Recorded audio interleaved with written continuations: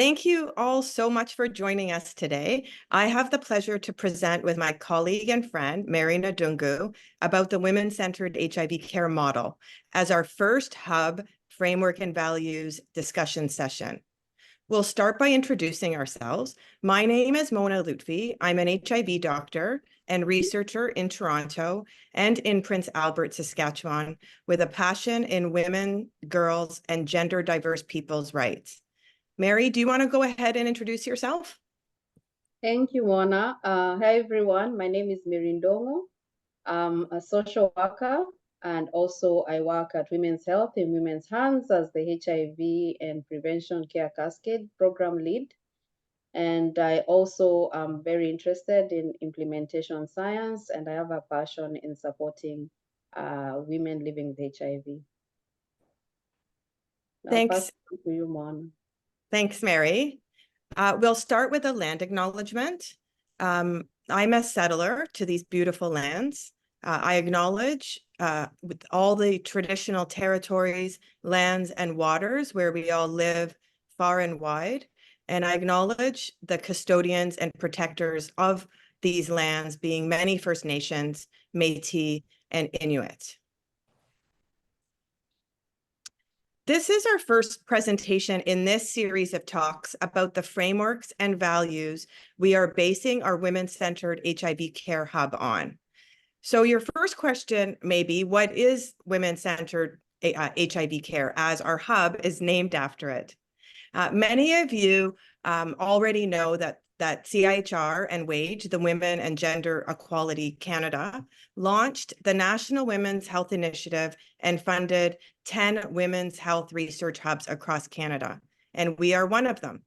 And so our hub is called the Women-Centered HIV Care Hub, and we aim to formalize and expand a network of diverse national stakeholders and experts in the field of women and HIV and STBBIs, which, if you don't know, stands for sexually transmitted and bloodborne infections. We also aim to roll out knowledge mobilization of the Women-Centered HIV Care model and other relevant models of care and topics. And 3, we aim to support mentoring, training, and capacity building. And 4, enhance outcomes, eliminate gaps, and improve the quality of healthcare for women with and affected by HIV and STBBIs. This is one of our flagship knowledge mobilization and mentoring events. It is our Frameworks and Values Hub discussion series. The goal of this series is to actively contribute to fostering a more inclusive, compassionate, and equitable environment by reviewing the key frameworks, values, and rights of the Hub and having a discussion to challenge and expand all of our understandings. So at the end, we're going to open it up for questions and discussion, and Mary and I are here to learn from you also. You can see here that the frameworks and values that went into the grant were community-based research, intersectional feminism, the cultural responsiveness framework, anti-racism and anti-oppression, as well as equity, diversity, inclusion, accessibility, and decolonization, JIPA, the greater involvement of people living with HIV and AIDS, and MIWA, the meaningful engagement of women living with HIV and AIDS, and respect. At our December 1st large hub team meeting, we did a really important and fun exercise, and together we agreed that the frameworks and values that were listed in the grant due to space limitations, while important, were not enough. So we asked the team members to share what frameworks and values were important to them to include, in addition to the ones on the previous page. So here's what we said.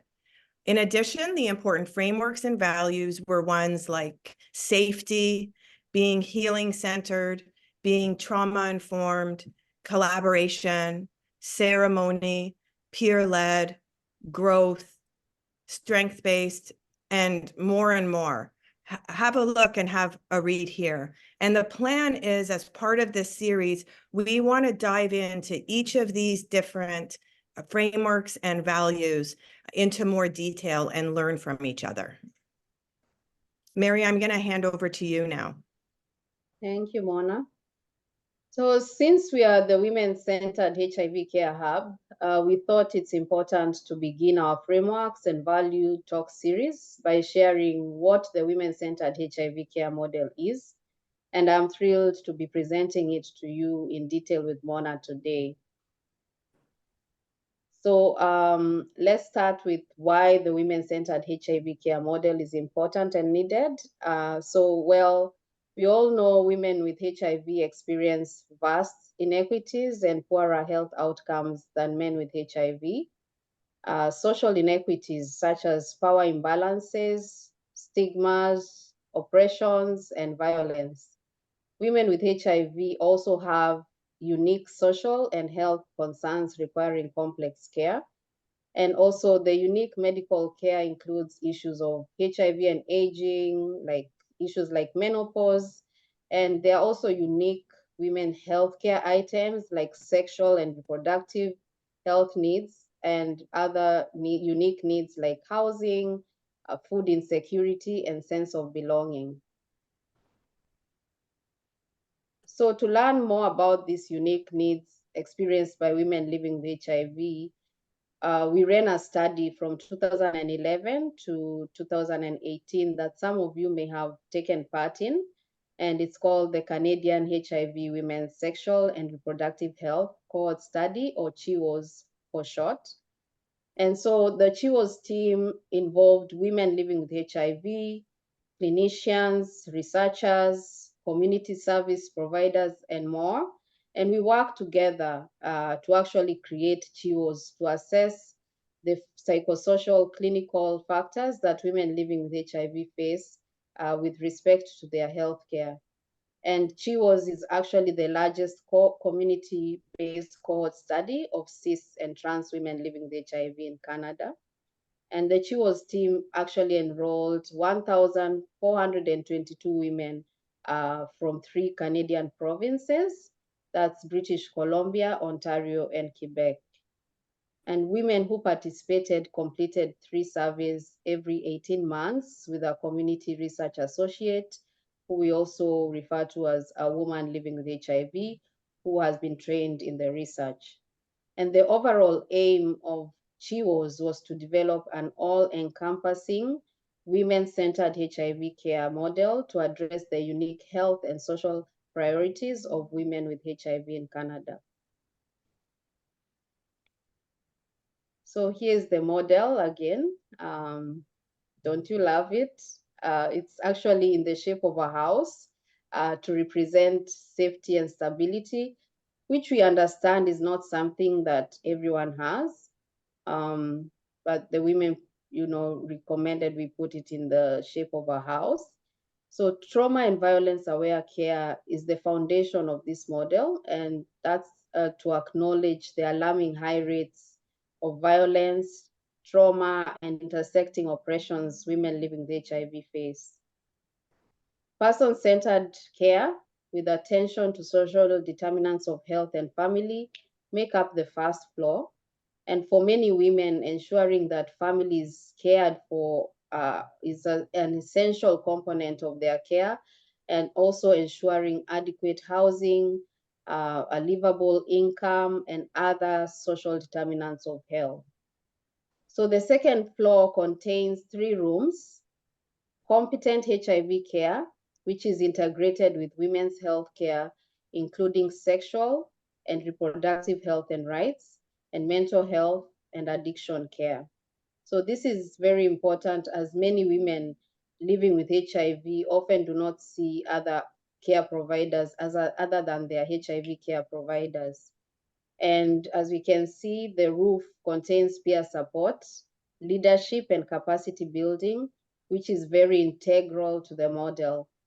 And the woman herself is the most essential component of the model, and emphasizes the shared care, decision-making principles of person-centered care. The woman is often supported by a peer to enter the house, and together the women are holding up the glowing piece about peer support. And most importantly, this model is meant to be provided to all women in all their diversity. And finally, women will be of different ages at different stages of their lives. So all components of women-centered HIV care are to be delivered across the life course. After the team developed the model, the next step was to determine how the women-centered HIV care model will be delivered to healthcare professionals and women themselves to ensure it is used. So the team created 3 toolkits: a toolkit for clinicians and care providers, which is available in English, and a toolkit for women living with HIV that community service providers may also find helpful, and it's also available in English and French. The toolkits complemented one another and offer different guidance depending on who the audience is. So today we wanted to share with you a bit more about the women-centered HIV care toolkits, with a primary focus on the toolkit for women. And we will highlight items throughout the care providers that they can also do to ensure that women-centered HIV care model is being used. Here is the first section of the toolkit. It's on person-centered care with attention to social determinants of health. And the toolkit definition of person-centered care is that it's a holistic approach to healthcare that actually respects an individual as a whole instead of a narrow perspective where the focus lies on the illness or the symptoms. Person-centered care treats each person as a partner in their care, and it is important to know that you have a right, or women have a right, to receive person-centered care from their care providers, to be treated as a unique individual, and to be included in decision-making about their health care. I'll pass it on to you, Moni. Thanks, Mary, for presenting all that so well. And just a little bit more about person-centered care and just explained in a slightly different way. Person-centered care in our toolkit has really 3 components that Mary already explained, but just expanding on that. First of all, person-centered care acknowledges that each individual is unique, and that the care provider needs to get to know each individual's like their culture, their family, and their history. 2, having the care provider and the woman working together is very important in a shared care decision-making model to make decisions together about her health. And 3, providing holistic care is important to person-centered care, meaning taking care of or considering all the healthcare needs of a woman in one setting. The second section of the toolkit is called Trauma and Violence Aware Care. In the toolkit, the definition of trauma and violence aware care is that your care provider knows that violence and trauma are common, and that traumatic experiences may or actually often affect each person differently. Experiences of trauma and violence may affect someone's development, mental and emotional health, substance use, and physical health. Care providers can help with these effects by sharing information and coping strategies. They need to put the choices and safety of the women first. In CHIWOS, we actually found that 80% of the women living with HIV who answered the question reported that they had experienced violence as an adult, making it pretty much a universal experience of women living with HIV. This is such an important finding of CHIWOS. Trauma and violence aware care doesn't mean that a care provider has to be an expert in trauma and violence, but it does mean that they know about it, and they know how common it is and how universal it is, and that they take the steps to be caring and to not re-traumatize women. You may have heard of trauma-aware care or trauma-informed care. So why did we add violence to the term to make it trauma and violence-aware care? Well, the addition of violence awareness to care is important, as it also acknowledges the structural violence that is ongoing and that occurs. Structural violence means violence that is enacted by institutions and organizations in the very way that those institutions and organizations are designed. This is very relevant with HIV, as it is not uncommon that when people with HIV go and get blood work or go and see a specialist in a hospital, they experience HIV stigma. And this really isn't acceptable. And this is a form of institutional violence, stigma, and discrimination. It also applies to historical and ongoing collective violence and trauma, such as the colonization and violence to the first people of this country.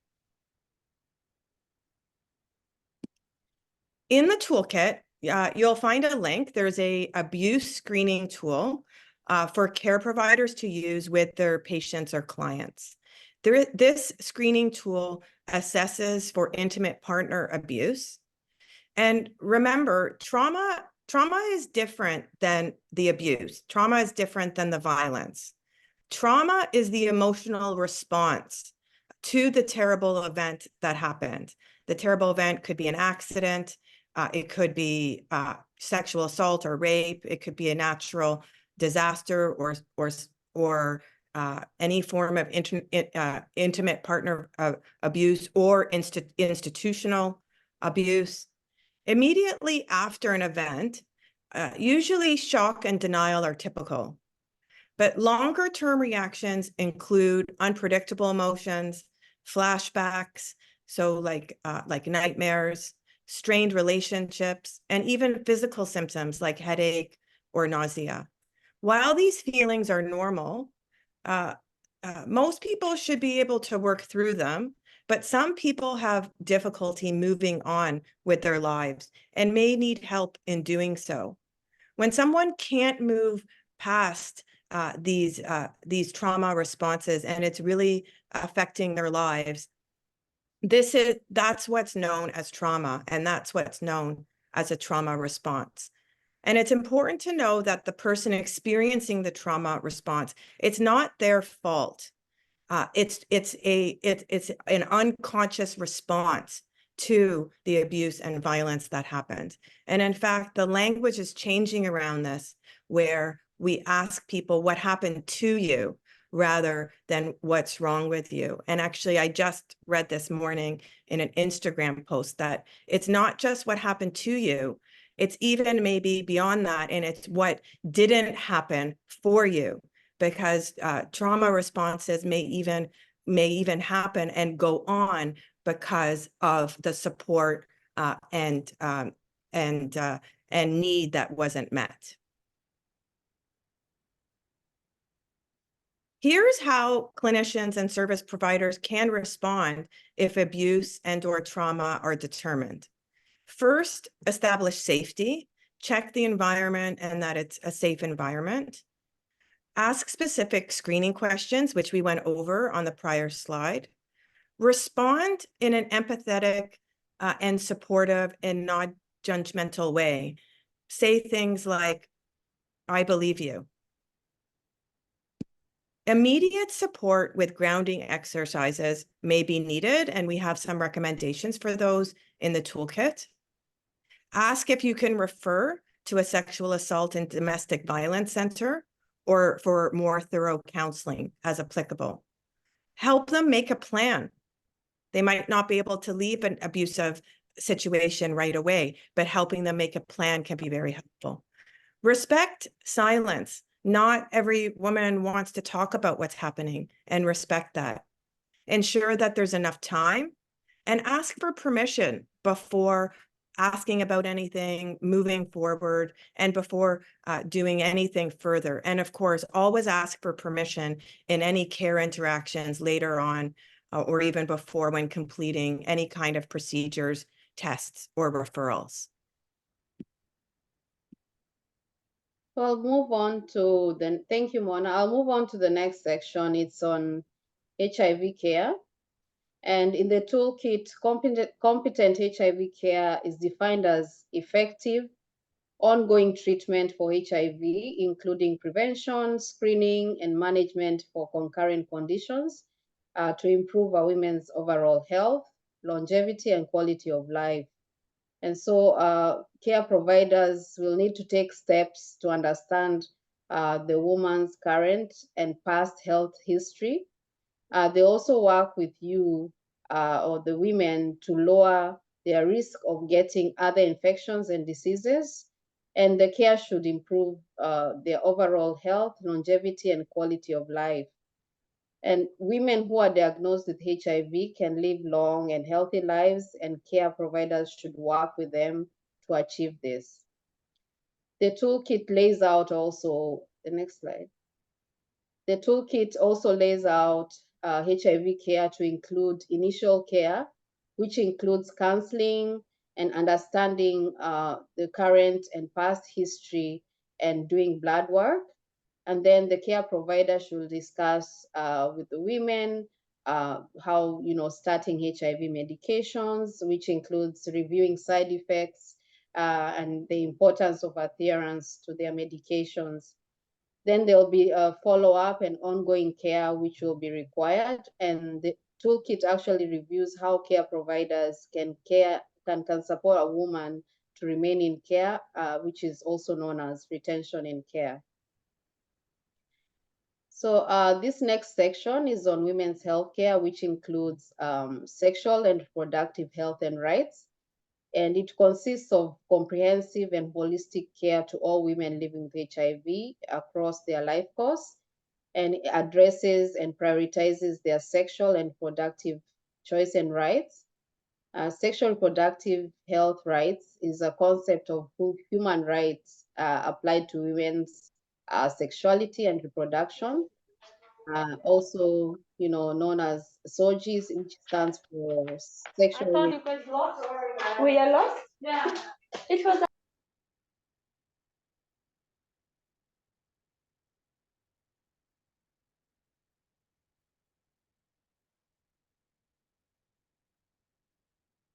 Did we lose Mary? Mary, I think you're muted.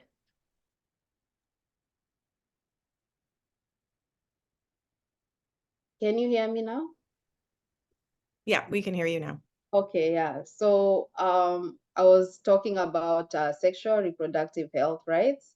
And so people have a right to, sexual orientation, gender identity, and expression. And so this section includes all those issues around sexual reproductive health. Next slide. So in the earlier days of the HIV epidemic, it brought shame and stigma to sexuality for people living with HIV. And this up-to-date still shapes how sexuality is taken up in the context of living with HIV today. However, there have been important shifts, including U equals U and transmittable, detectable equals and transmittable. And this point is important to counsel all women and gender diverse people with HIV about this topic and the science behind it. I'll hand it over to you, Mona. Okay, thanks, Mary. This slide is about reproductive rights. So the toolkit, as well as the Canadian HIV Parenting Planning Guidelines, previously known as the Canadian HIV Pregnancy Planning Guidelines, say that care providers should ask and counsel people with HIV about their parenting goals right at the beginning of diagnosis and once a year. So you can see this flow chart. And if the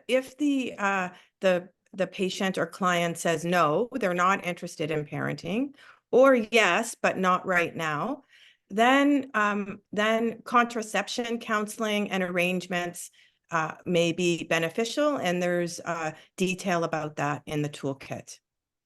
If it's a yes right now or in the next year, counseling on starting folic acid for the person with a uterus is important to do right away to prevent neural tube defects in the infant. And more counseling on options should be done. That can be found at these websites on the screen. One is geared towards clinicians and community members, the first one, and there's another one, HIV Parenting Choices, which is a newly developed website that was developed with and for community members. The next section is on mental and emotional health care, including care of addictions. The toolkit says that care providers can work with you or with the woman to prevent, identify, and treat mental and emotional health conditions. They also can help her to find other services if needed.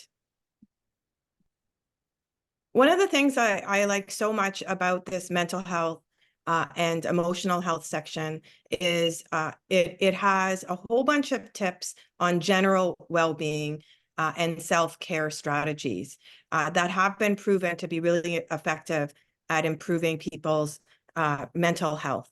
So exercise is one of the main activities that studies have shown improves mood. And in fact, it has been shown to improve mood as much as antidepressants. Sleeping as well is very important and it affects mood. Meditation, and there's some tips about that in the toolkit. Community involvement and peer support. Taking part in self-care activities like journaling, taking a bath, reading, going for a walk are all important aspects of maintaining one's general well-being and mental health self-care. From a more medical approach, the toolkit reviews a stepped care approach to mental health, including step 1, which says that care providers should proactively screen for emotional health conditions. And there's actually a bunch of links to scales for depression, anxiety, PTSD, so post-traumatic stress disorder, and other unhealthy substance use issues that are affecting people's lives. So those scales for screening are recommended to be used.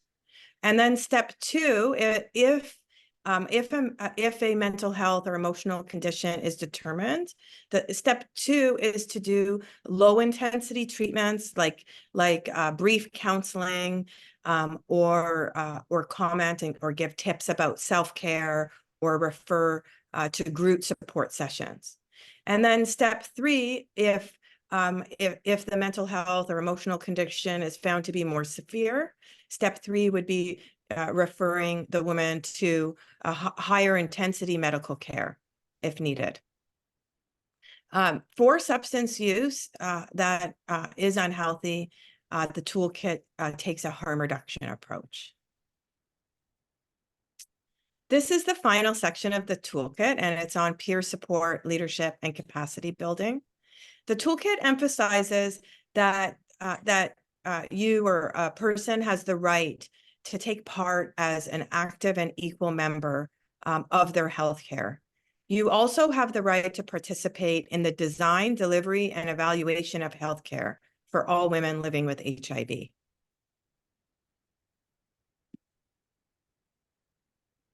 Here are some definitions in the toolkit. So peer support refers to individuals who have lived experiences that are similar to yours and can provide you with emotional, cultural, and social support.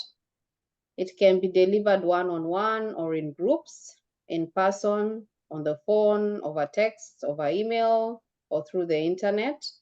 And peers can be very helpful to women by sharing information, providing mutual support, and helping to empower each other. Peer leadership refers to women living with HIV who take on roles that recognize and use their knowledge and expertise about HIV. This can offer care providers, researchers, and policymakers valuable information about the needs of women living with HIV. So getting involved in the HIV community in this way has been shown to improve the health and well-being of actually many women living with HIV. And it's important to remember it's also totally okay to use services without becoming more involved. And women may require training or support to build their capacity to be in leadership positions or participate meaningfully in these roles. And so for more information on the women-centered HIV care model and another video presenting the model, visit our website. I'm sure the information will be shared in the chat. And thank you all for joining us. We welcome questions and feedback. Thank you.